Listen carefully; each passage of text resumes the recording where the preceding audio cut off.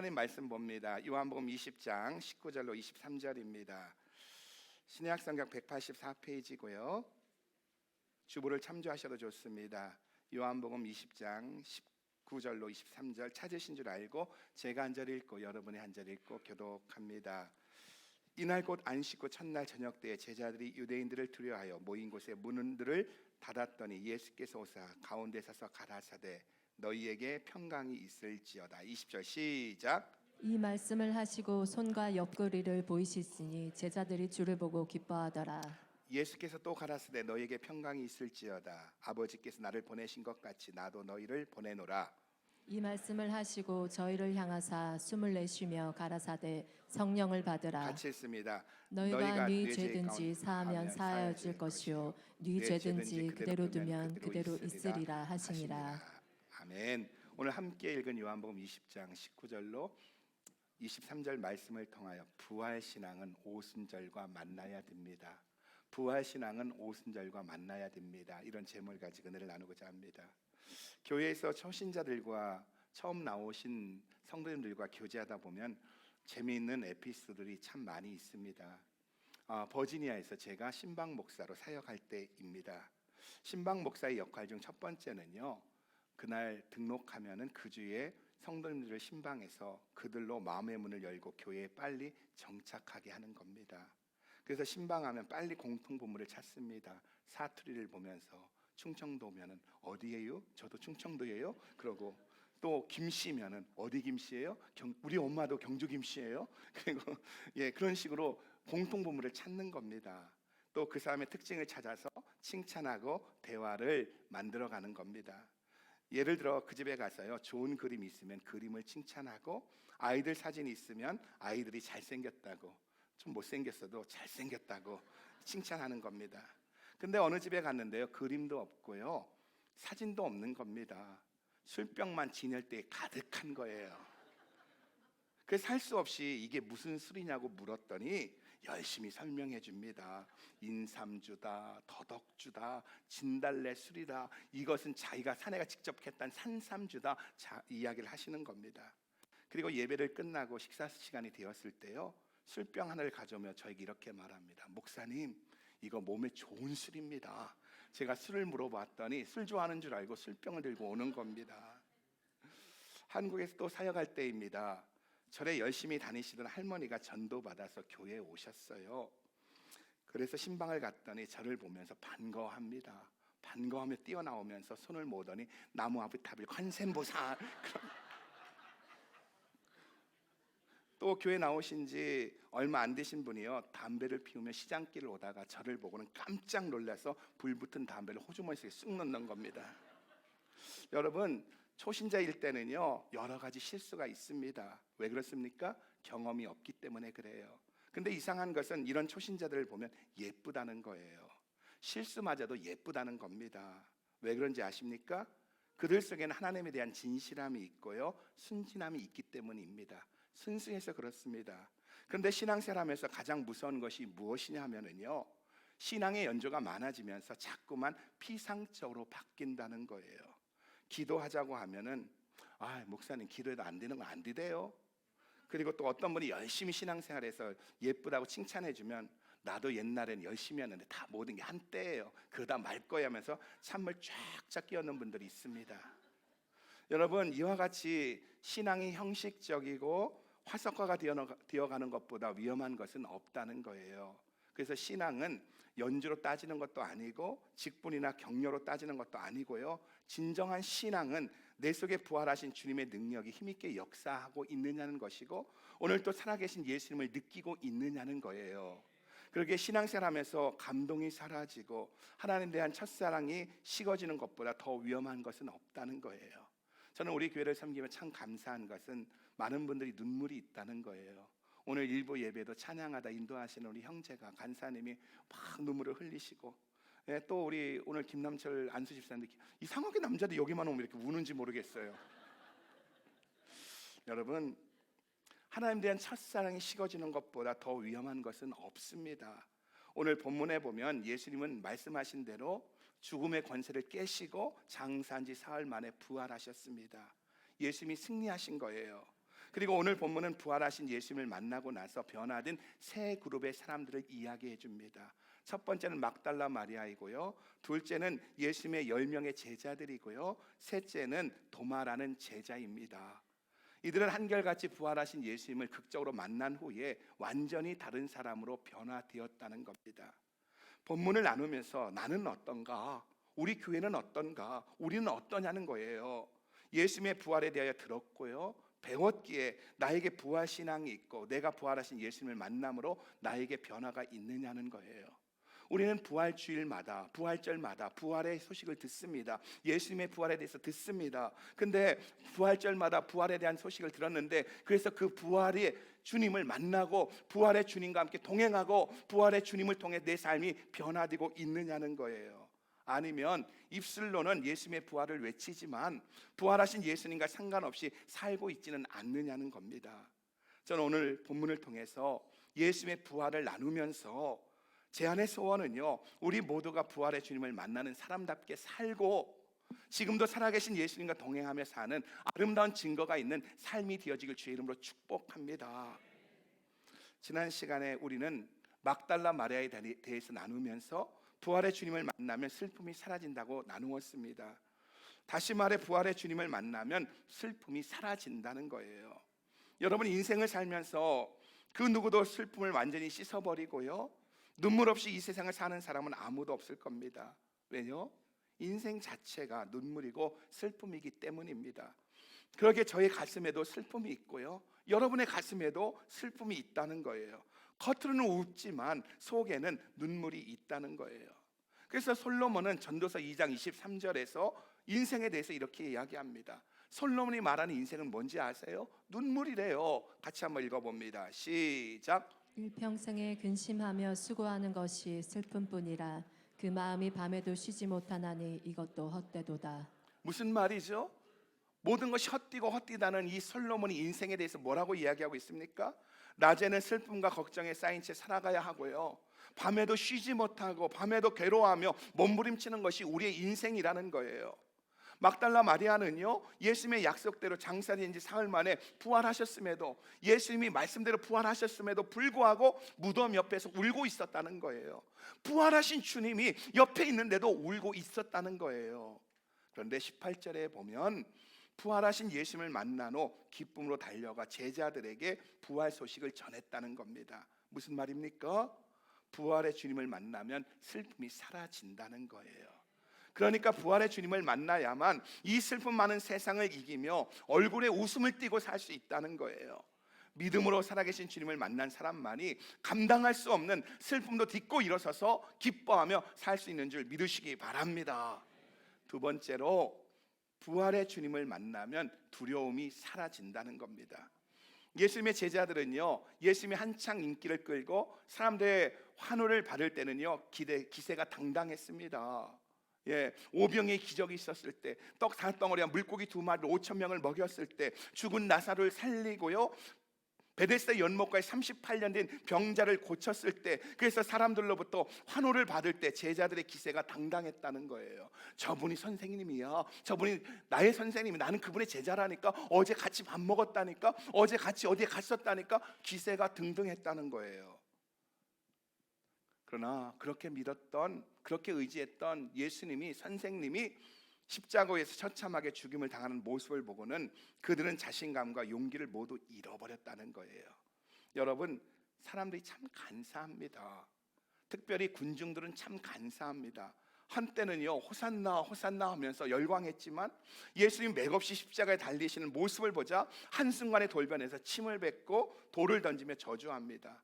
그리고 이 험악한 분위기가 예수님을 넘어 이제 제자들에게 점점 조여오기 시작했다는 거예요. 그래서 제자들이 이렇게 생각을 합니다. 선생님도 예수님도 저렇게 발가벗기고 때리고 가혹하게 죽이는데 제자인 우리들은 가만두겠느냐는 두려움에 빠진 겁니다.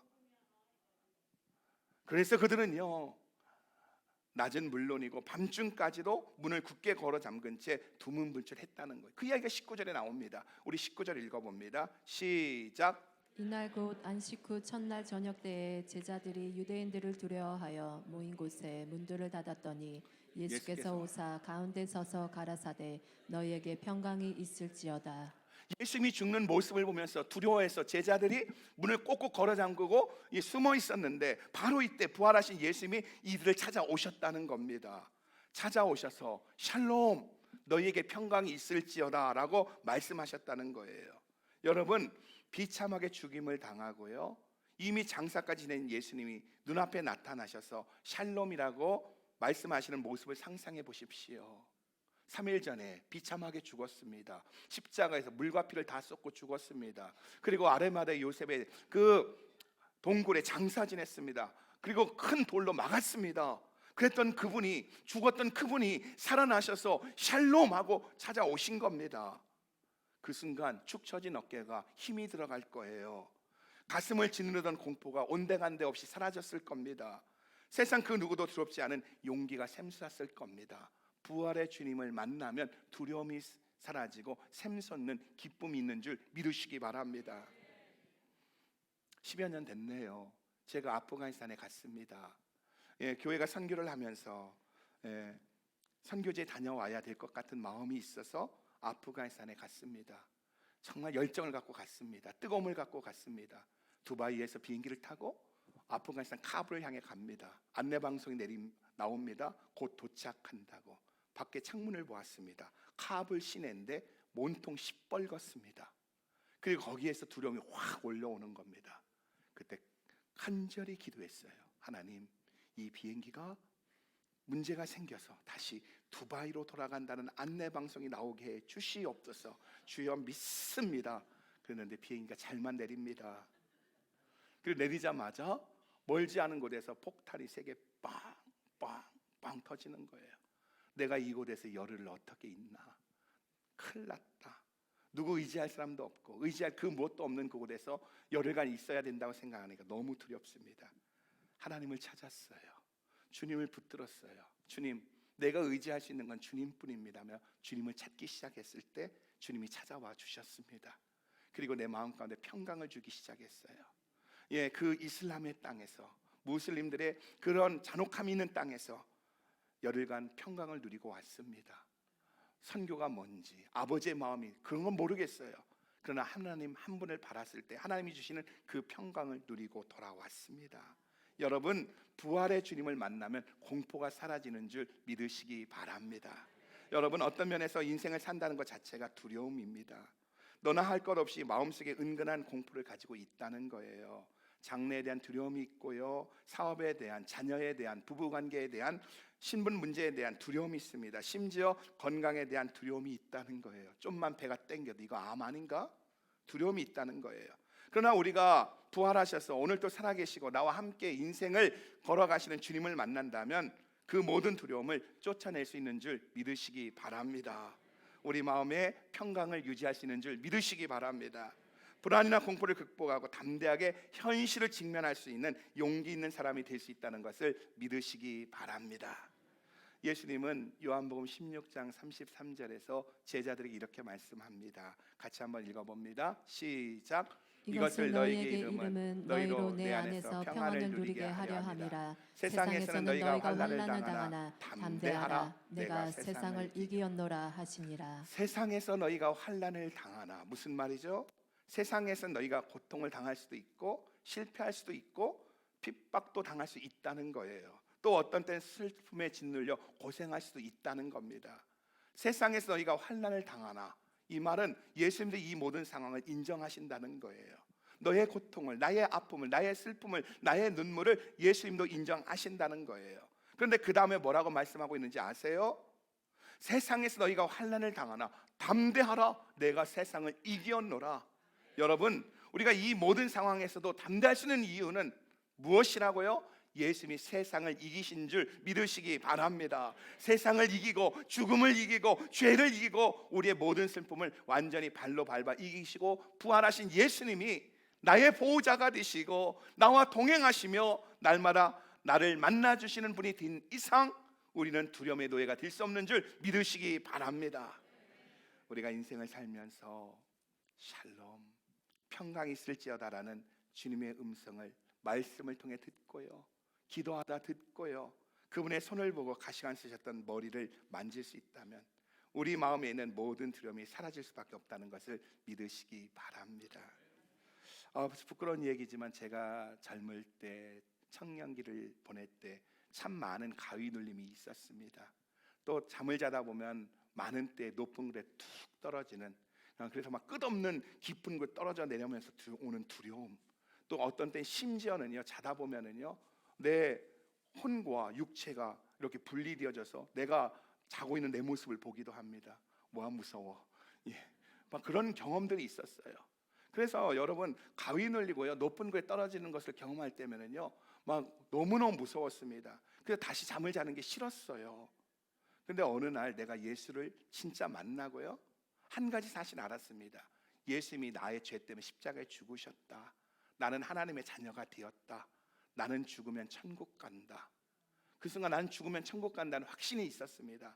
그래서 그 다음부터는요 내 삶 가운데 가위가 눌리고요 높은 곳에 떨어지는 그 순간에도 나는 죽으면 천국 간다. 그래 두려워하지 말자.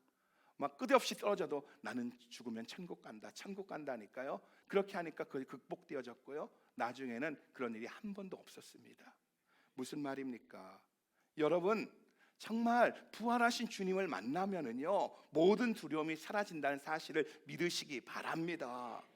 여러분 우리의 절대 진리는 무엇입니까? 예수님이 저와 여러분을 위해 피 흘려 죽으셨다는 거예요. 우리는 구원 받았다는 거예요. 하나님의 자녀가 되었다는 거예요. 우리의 기도는 응답 받는다는 거예요. 그리고 우리는 죽으면 천국 가는 줄 믿으시기 바랍니다.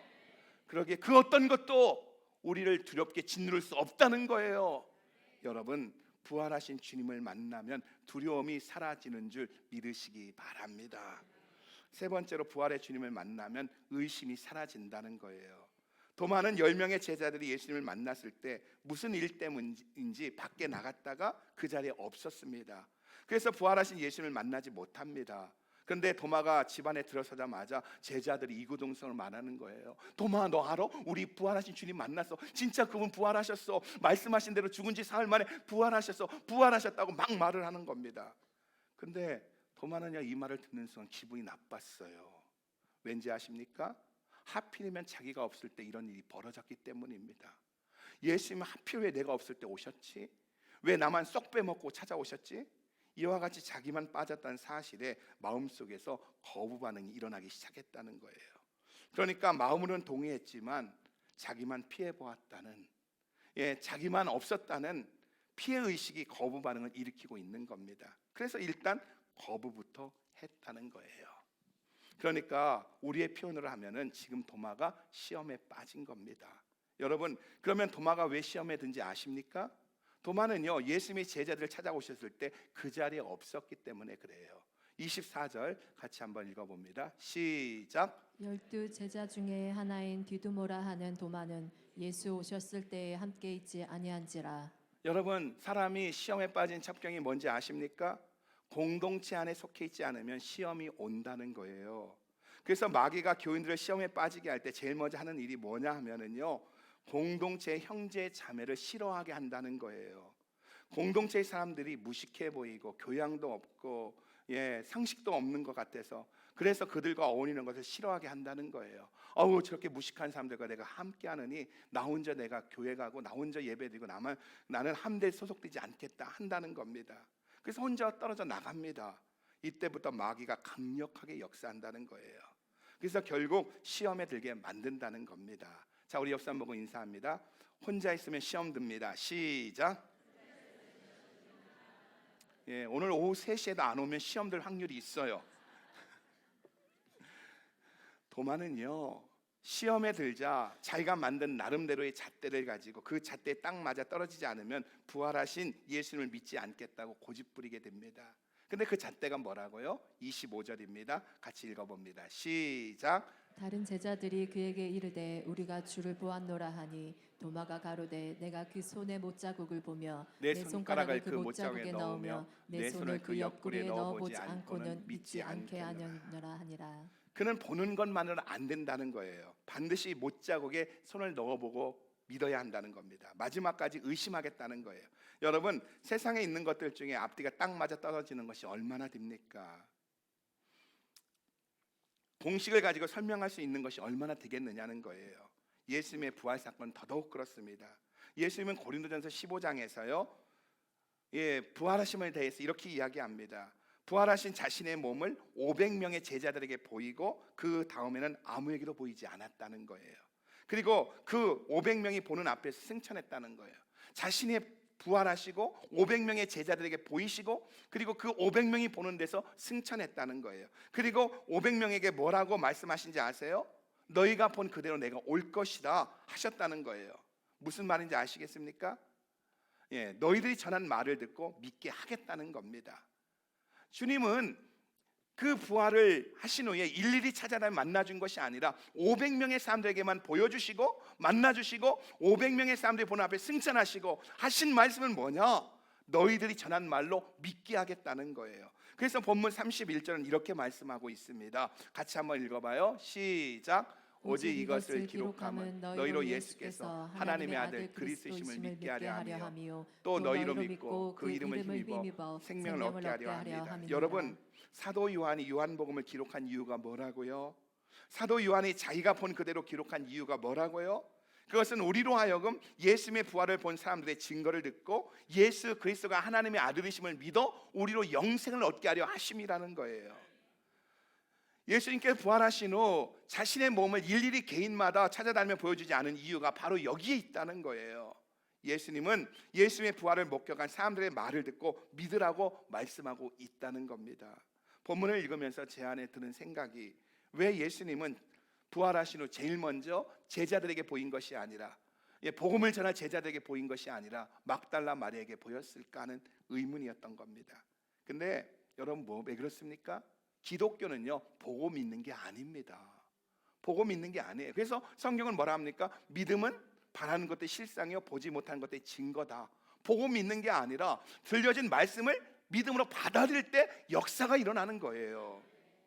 그래서 주님은 보여주시지 않고요, 본 사람들로 하여금 전하라, 그리고 전하는 말씀을 통해서 믿음을 가지라는 겁니다. 그럼에도 불구하고 자기 나름대로의 합리적인 잣대를 고집하며 믿기를 거부한다면 그는 구원을 받을 수가 없다는 거예요. 보여주지 않으면 안 믿겠다, 그분에겐 구원을 없습니다. 우리 가운데 아직도 의심을 가지고 계신 분이 있는지요?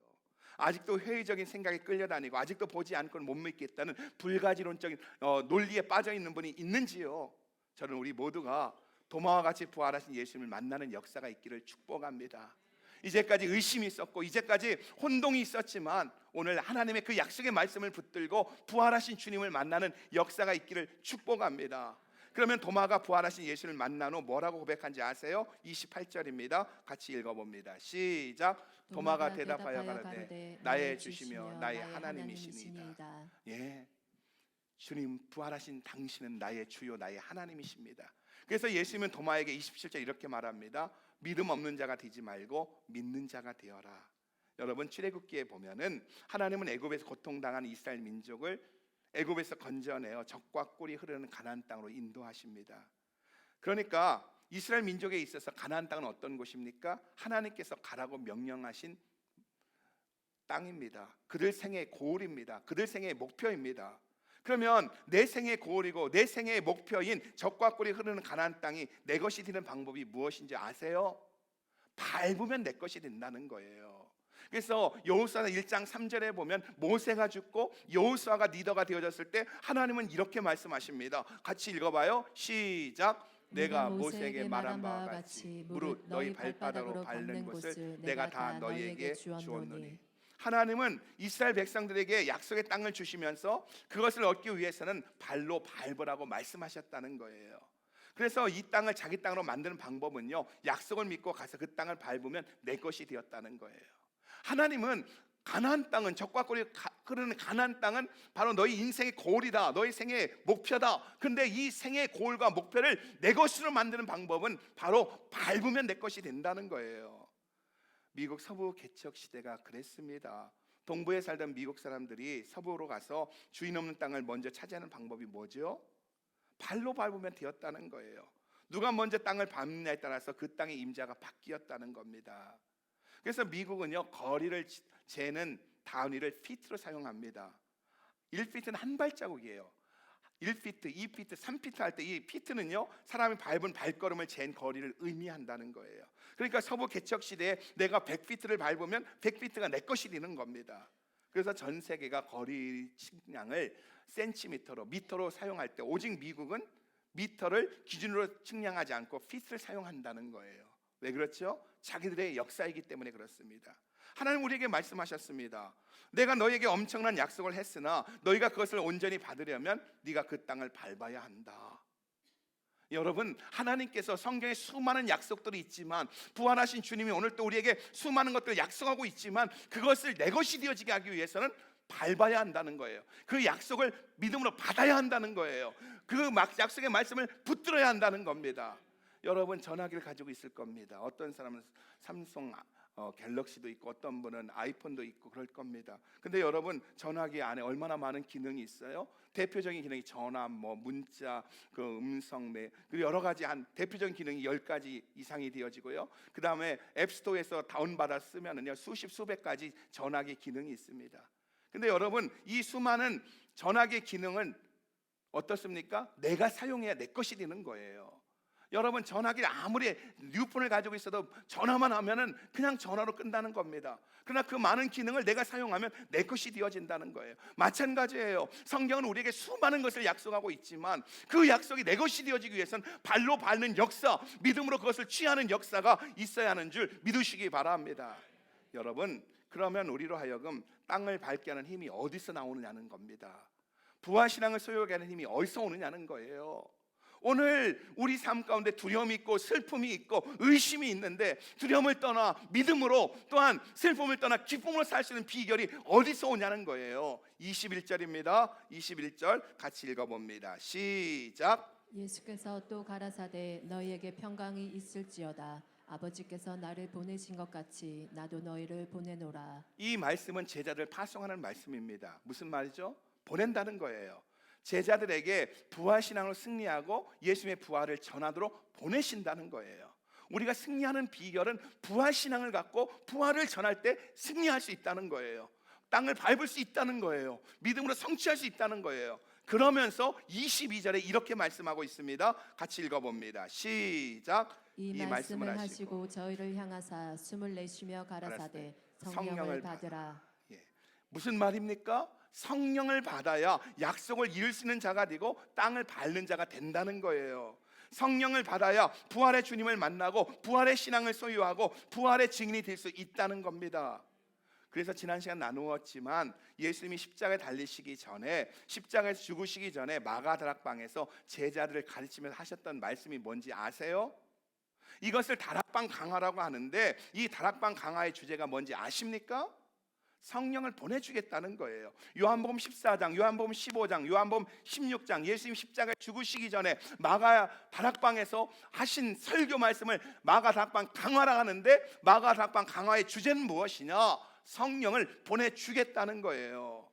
그래서 요한복음 14장에 보면 예수님이 떠난다는 사실 앞에 슬퍼하는 제자들에게 너희는 마음에 근심하지 말고 놀라지 말고 두려워하지 말라고 하면 사실 말씀이 뭐예요? 요한복음 14장 16절에 보면 내가 아버지께 구하겠으니 그가 또 다른 보혜사를 너희에게 주사 영원토록 너희와 함께하겠다. 이 두려움에 떠는 제자들에게 다락방 강화를 통해서 하셨던 말씀은 성령을 보내서 너희와 함께하겠다. 내가 너희와 함께하듯이 그분은 나와 같은 분이시지만 영의 분이시기 때문에 시간과 공간을 제한을 받지 않고 영원토록 너희와 함께하겠다는 거예요. 그리고 15장에 보면 포도나무 비유를 통해서 나는 포도나무에 너희는 가지니 너희가 내 안에 내 말이 너희 안에 거하면 이 사람은 과실을 많이 맺나니. 예수님과 동행하는 방법, 예수님과 하나가 되는 방법에 대해서 이렇게 이야기합니다. 요한복음 15장 26절입니다. 같이 한번 읽어봐요. 시작. 내가 아버지께로서 너희에게 보낼 보혜사 곧 아버지께로서 나오시는 진리의 성령이 오실 때에 그가 나를 증거하실 것이요. 여러분 포도나무이신 예수님과 가진 내가 하나가 되어 열매를 맺고 연합하고 동행의 삶을 사는 비결이 뭐라고요? 어디에 있다고요? 성령에 있다는 겁니다. 그리고 16장에 가서는 실상을 말한다고 합니다. 그러면 그 실상이 뭐냐? 16장 7절입니다. 같이 읽어봐요. 시작. 그러나 내가 너희에게 실상을 말하노니 내가 떠나가는 것이 너희에게 유익이라. 내가 떠나가지 아니하면 보혜사가 너희에게로 오시지 아니할 것이요 가면 내가 그를 너희에게 보내리니. 지금 실상이 뭐라고요? 예수님이 떠난다는 거예요. 떠나가면 누가 오신다고요? 보혜사 성령이 오신다는 거예요. 그리고 16장 13절에 보면 진리의 성령이 오시면 그가 너희를 모든 진리 가운데로 인도한다고 말합니다. 여러분, 요한복음 14장, 15장, 16장은 다락방 강화이고요. 이 다락방 강화는 예수님이 십자가에 달리시기 전에 하신 말씀입니다. 근데 예수님이 십자가에 달리시기 전에 다락방 강화를 통해 뭐라고 말씀하고 있다고요? 성령을 보내주겠다는 거예요. 예수님이 십자가에 달리시기 전에 제자들에게 하셨던 말씀은 성령을 보내주겠다는 거예요. 그리고 오늘 본문에 보면 십자가에 죽으시고 장사한 지 사흘 만에 부활하신 후에 하신 말씀이 뭐라고요? 성령을 받으라는 거예요. 너희에게 평강이 있을지어다 하신 다음에 숨을 내쉬며 가라사대 성령을 받아라.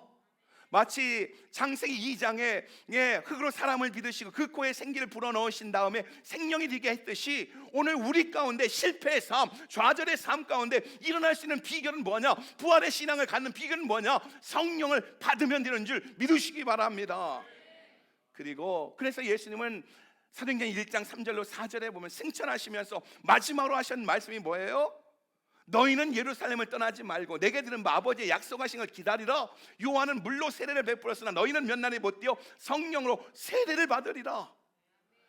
예수님은요 부활의 신앙을 가지고 승리하시는 비결이 어떤 것인지 알았기 때문에 십자가에 달리시기 전에도 죽기 전에도 성령을 보내주겠다고 약속하시고 부활하시고 승천하신 다음에 제일 먼저 하신 말씀이 성령을 받으라는 것이고 또한 승천하시면서 얼마나 중요합니까? 마지막으로 외쳤던 메시지도 성령을 받으라는 겁니다. 여러분, 기적이 언제 일어나는지 아세요? 기적은요 이 문자화된 로고스의 말씀이 성령을 통해서 내마로 들려올 때 기적이 일어나는 겁니다. 병든 분이 있어요. 이사야서 53장 4절 말씀처럼 그가 채찍에 맞음으로 나음을 입었다. 이건 문자화된 말씀입니다. 그런데요 이것이 기적이 되는 방법이 뭔지 아십니까? 어느 날 성령님께서 이 문자화된 말씀을 통해서 2000년 전에 2500년 전에 외쳤던 그 메시지, 그것이 오늘의 메시지로 들려오게 할 때 그때 기적이 일어나고 역사가 있는 거예요. 그렇기 때문에 기적은 언제 일어나느냐? 노고스의 말씀이 성령을 통해서 네마로 들려올 때입니다. 그런데 노고스의 말씀을 네마의 말씀을 들려오게 하시는 분이 누구라고요? 성령님이라는 거예요. 그래서 요한복음 16장 13절은 이렇게 말씀하고 있습니다. 같이 읽어봅니다. 시작. 그러나 진리의 성령이 오시면 그가 너희를 모든 진리 가운데로 인도하시리니 그가 자의로 말하지 않고 오직 듣는 것을 말하시며 장래일을 너희에게 알리시리라.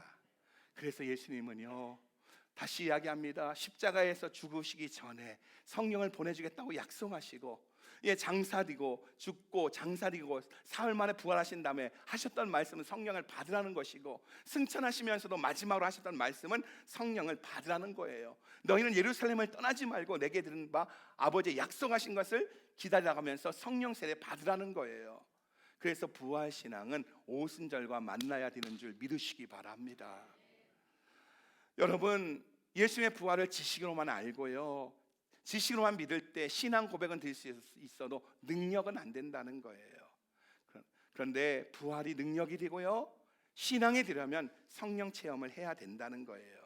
그래서 부활신앙은 오순절과 만나야 되는 줄 믿으시기 바랍니다. 그러면 우리가 어떻게 성령 세례 받을 수 있느냐는 거지요. 첫째는요 예수님을 내 인생의 주인으로 영접해야 된다는 거예요. 우리 사도행전 2장 38절입니다. 오순절에 성령이 임했습니다. 베드로가 메시지를 전파합니다. 자, 같이 읽어봅니다. 시작. 베드로가 가로되 너희가 회개하여 각각 예수 그리스도의 이름으로 세례를 받고 죄 사함을 얻으라. 그리하면 성령을 선물로 받으리니. 오순절에 성령이 임하고 그리고 제자들이 나가서 복음을 전하자 사람들이 묻습니다. 우리가 어찌할까 하니까 뭐라고 합니까? 회개하여 성령으로 세례를 받으라고 합니다. 회개는 헬라어로 메타노이아인데 그 뜻은 방향을 바꾼다는 거예요. 내 삶의 중심을 나에게서 예수님께로 바꾼다는 겁니다.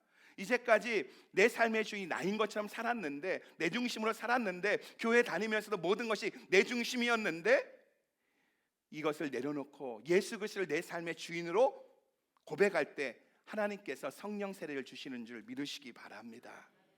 보편적으로 보면은요, 우리 교회 가운데 교회 나온 지 얼마 안 되신 분들이 성령 세례 받는 경우도 있지만 보편적으로 6개월, 1년 이상 금요 예배 나오고 또 새벽 예배 나오면서 성령 세례를 사모하다가 성령 세례를 체험하는 분들이 있습니다. 그러면 여러분, 그 6개월과 1년이 뭐냐는 거예요.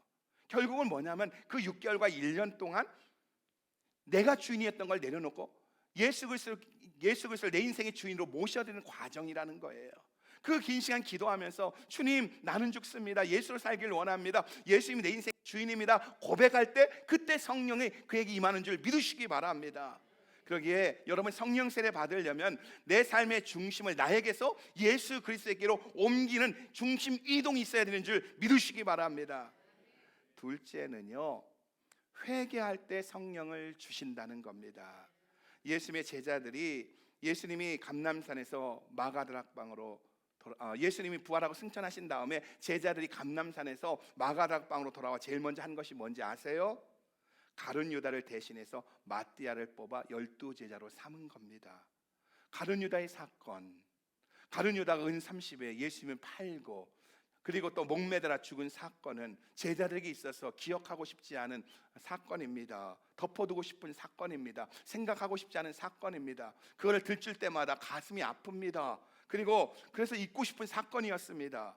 그런데 제자들이요, 감람산에 돌아와서 마가다락방에 모였을 때 제일 먼저 한 것이 뭐라고요? 자기들의 부끄러움을 드러냈다는 거예요. 가룟 유다의 사건을 드러냈다는 겁니다. 그리고 가룟 유다를 대신해서 마띠아를 뽑아 12로 채우니까 성령 세례가, 오순절날 성령 세례가 임한 줄 믿으시기 바랍니다. 여러분, 회개할 때, 내 삶의 정리를 할 때, 예수 이름으로 입술로 고백할 때 성령의 세례가 임하는 줄 믿으시기 바랍니다. 제가 한국에서요, 전도사에 있을 때 기도를 배우고 싶어서, 정말 능력 있는 기도를 하고 싶어서 어느 권사님 뒤에 가서 늘 기도했어요. 그 권사님 기도하면 항상 뒷공문에 앉아서 엉덩이 밑에서 막 같이 따라서 기도했어요. 근데 그분이 어떤 분이냐면 과거에 무당이었어요. 그것도 보통 무당이 아니었습니다. 작두날에 올라가는 무당이었어요. 이분이 천호동에 계신데 하룻밤 사이에요, 경기도 광주까지 갔다 오는데 어떤 힘에 이끌려 움직이던 분이에요.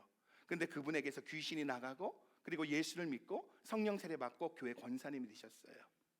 그런데도 그 귀신이 끊임없이 공격을 하는 겁니다.